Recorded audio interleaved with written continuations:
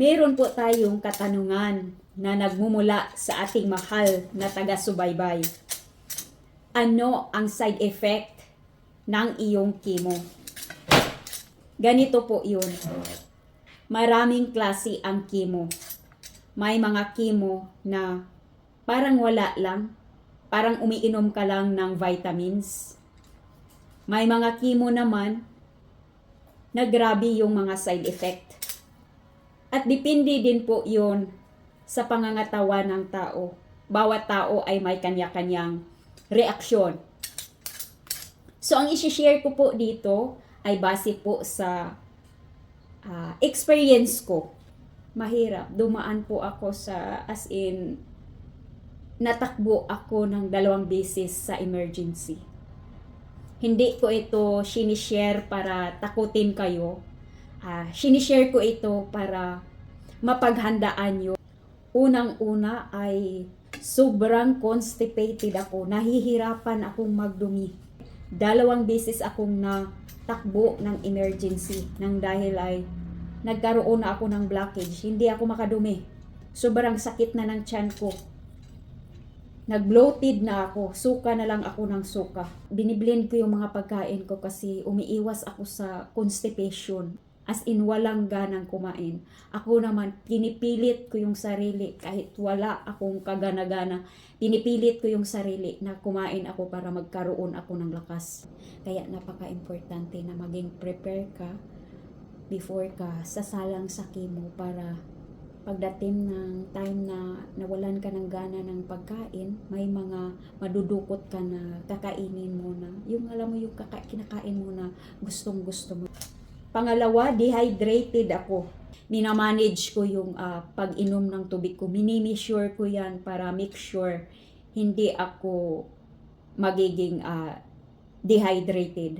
Masakit yung balat ko. Tapos, nakakalbo ako. Alam mo yung pagbangon mo sa umaga na nakikita mo yung unan mo na parang may naiwan na part sa'yo. Nai-stress ako doon. Tuwing naliligo ka, ang daming buhok na nagsilaglagan. Kaya ang pinapagawa ko, pinapashave ko yung buhok ko. So, nung nagkikimo ako, nakaswiro sa akin yan sa loob ng 8 oras. If nakikita nyo, nagsusumba ako niyan habang nagkikimo ako kasi 8 hours. Ang tagal nun. Sakit na yung puwet ko na wala ng laman.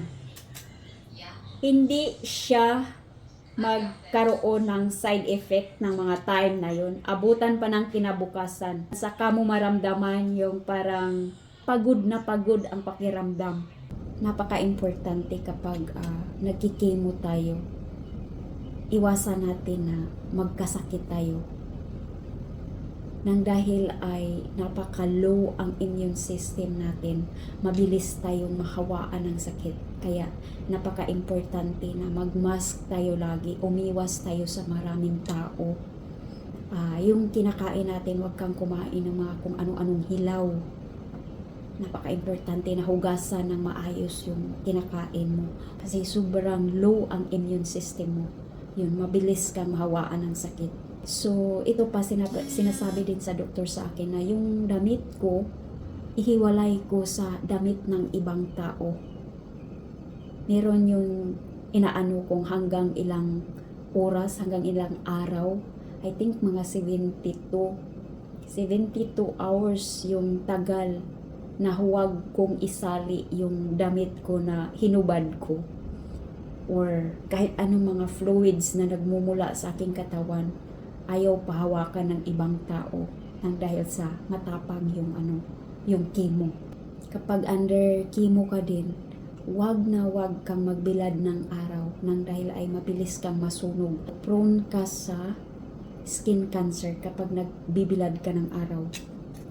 Itong sinishare ko, I hope na makuhaan nyo ng idea. Maghanda kayo before kayo sasalang ng chemo.